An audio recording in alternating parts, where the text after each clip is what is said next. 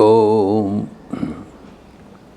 तव कथामृतम तप्तजीवनम कविभिरीडितं कल्मषापहं श्रवणमंगलं श्रीमदाततं भुवि गृह्णन्ति भूरिदा जनाः।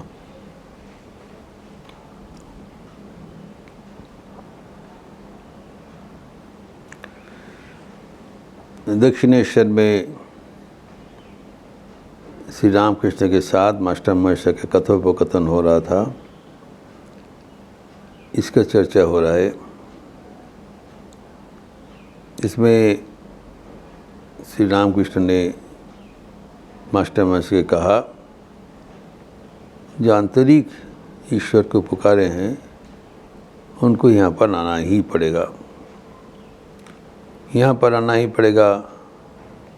क्या तात्पर्य है, ये कई दिन हम लोग चर्चा किया है। अर्थात ठाकुर के उदार भाव ग्रहण करना पड़ेगा। श्री रामकृष्ण अवतार वरिष्ठ है, ये स्वीकार करना पड़ेगा और श्री रामकृष्ण के भाव अनुरूप अपने जीवन यापन करना पड़ेगा। तो श्री रामकृष्ण का क्या भाव है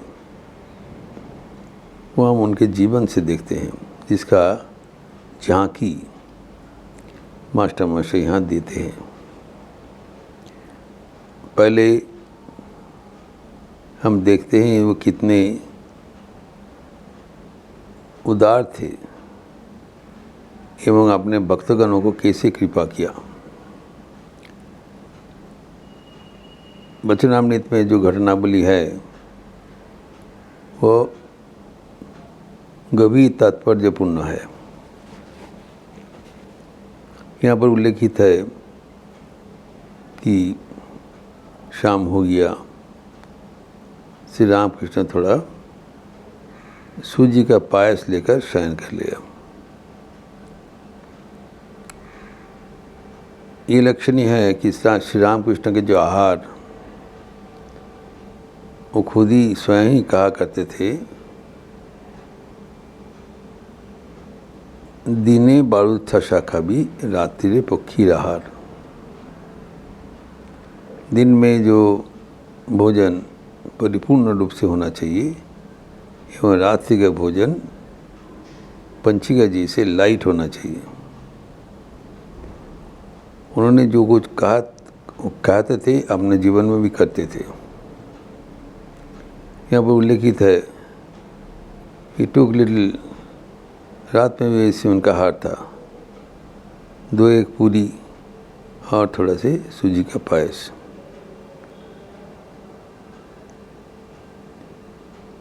सो भक्तगणों के भी इसे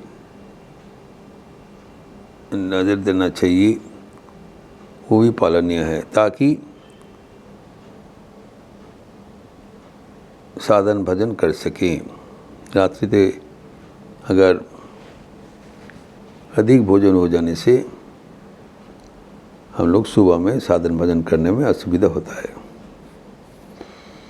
सो जीवन को ईश्वर केंद्री करने के लिए जो कुछ करना है श्री रामकृष्ण ने कहा है एवं जीवन में करके दिखाया, वो हमारे पालनीय है। ये श्री रामकृष्ण का भाव है कि जीवन को ईश्वर केंद्री करना चाहिए। हमारा जीवन का उद्देश्य है ईश्वर लाभ। हमारे प्रत्येक पल उस लक्ष्य का अनुयायी होना चाहिए, परिपंथी नहीं होना चाहिए। और उसके बाद हम देखते हैं श्री रामकृष्ण कहते हैं मास्टर महेश्वर को कि थोड़ा हमारा पैर में हाथ फैला दो। तो मास्टर महेश्वर को पदसेवा करने के लिए अवसर दे रहे हैं ताकि उसका जीवन पवित्र हो सके, कृपा करके। एवं थोड़ा देर बाद कहते हैं, ठीक है, तुम अब फिर हमारा वक्षस्थल में, सारा गायन में, सारा शरीर में हाथ फैला दो। अर्थात मास्टर मास्टर को कृपा करके सेवा करने का अवसर दिया एवं रामलाल को बुला के कहते हैं कि ये एवं राखाल हमारे कमरे में रहेंगे।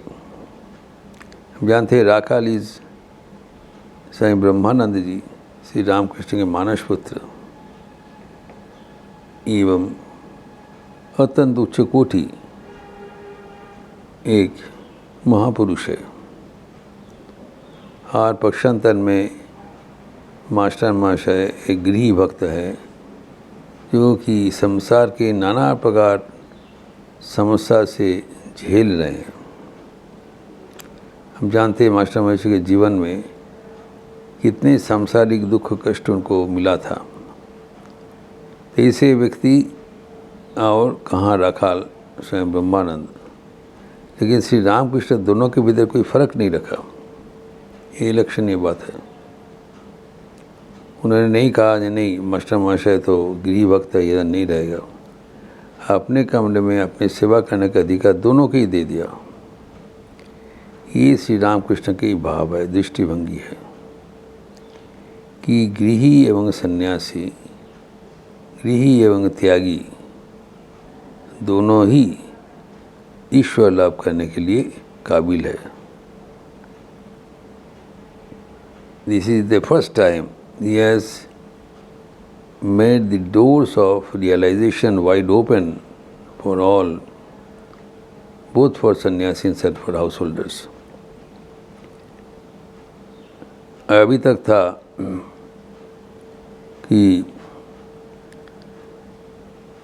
जो संसारी जीव जो गृहस्थ हैं उनको कहा जाता था कि इनका कुछ गति नहीं होने वाला है।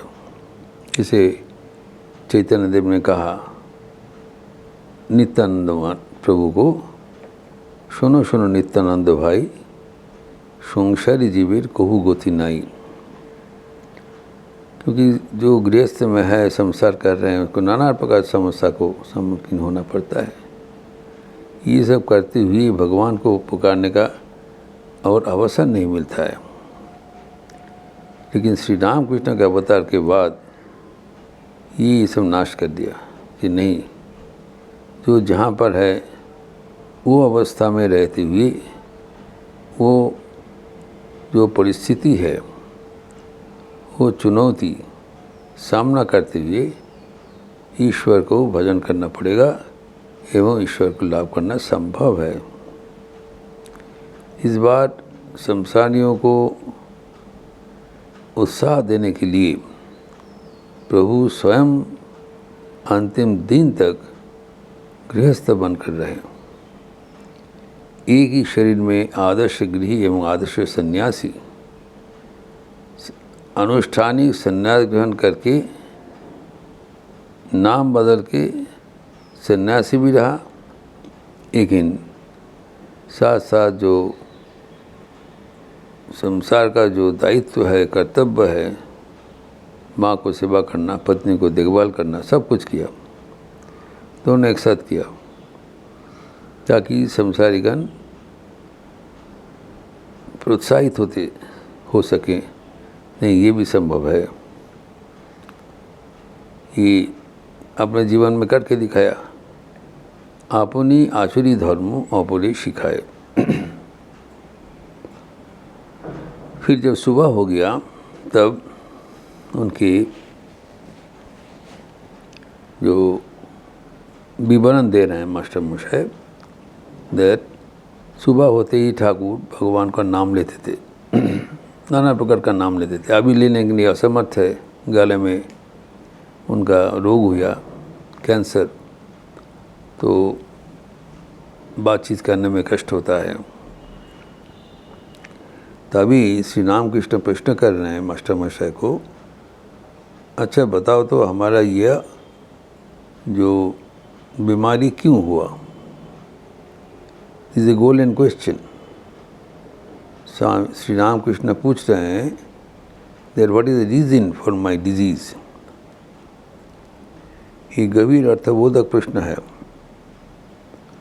क्योंकि हम जानते हैं कि ये व्याधि शरीर का धर्म है। वो हम मानते हैं कि हमारे कर्म अनुसार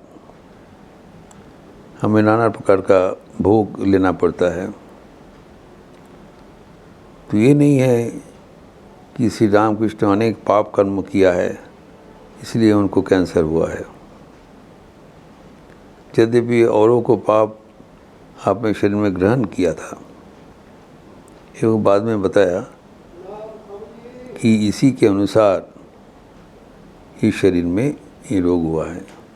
तो श्री रामकृष्ण को क्यों ये बीमारी हुआ था, इसका कई कारण है, कोई कारण है, वो चर्चा होना चाहिए ताकि हमारा जीवन में एक अद्भुत सीख हम सीख सके।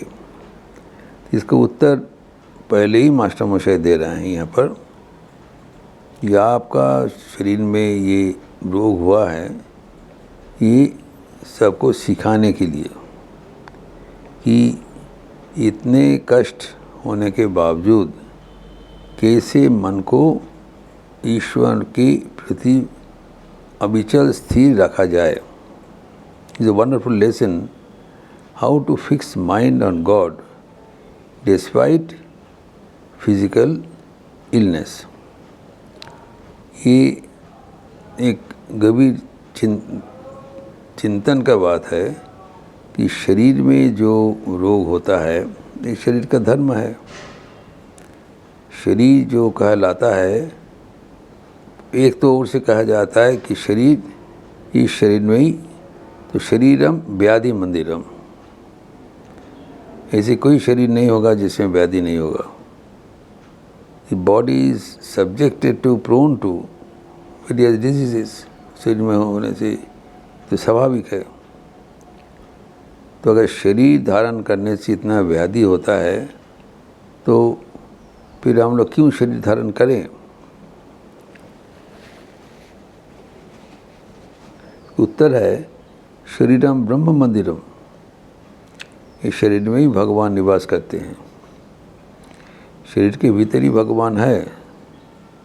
एक ओर से शरीर भगवान को वहन करके चलते हैं, दूसरे ओर से शरीर व्याधि भी वहन करके चलते हैं। तो यू हैव टू लर्न कि व्याधि होने से हमें क्या करना चाहिए। तो मास्टर मशाय कहते हैं ये सिखाने के लिए ही आपने शरीर में व्याधि लिया है। मास्टर मशाय कहते तब हमारे मन में भरोसा होगा कि ये स्वयं श्री रामकृष्ण के भी व्याधि हुआ था। ये we need not be upset और डिसअपॉइंटेड और फ्रस्ट्रेटेड हमारे शरीर में क्यों व्याधि हुआ। ये स्वयं भगवान का भी व्याधि हुआ था। तो we do not in order to encourage us, नहीं तो हमारा ये होता है, हमारा वो दुर्भाग्य है, हमारी व्याधि हुआ, सबको होता है, स्वयं भगवान का भी हुआ था। ये नंबर 1। और श्री रामकृष्ण कहते हैं, हाँ तुम ठीक बोले, राम भी कहते, ये अजय कहते कि आपना यही तामदेर हवे न करो। अतः स्वयं भगवान का भी व्याधि हुआ है, तो हम लोग का भी होने से क्या आश्चर्य कुछ नहीं है। तो ये जो मास्टर मशाय जो कहते हैं, देखिए आपका शरीर में इतना व्याधि हुआ है, लेकिन आप कभी इसमें आपके शरीर का जो कष्ट का बात नहीं कहते हो, आप सब समय भगवान का भी प्रसंग करते हो। He is always engaged in the thought of God. This is one lesson he is teaching us. हमारे जब कोई व्याधि होता है, always we talk about our physical elements, that is our popular topic. ये सीखने का जो चीज़ है, हम बराबर सिखाते हैं कि शरीर व्याधि होने से क्या करना है। ठाकुर का प्रथम सीख है कि भगवान का प्रसंग करना है।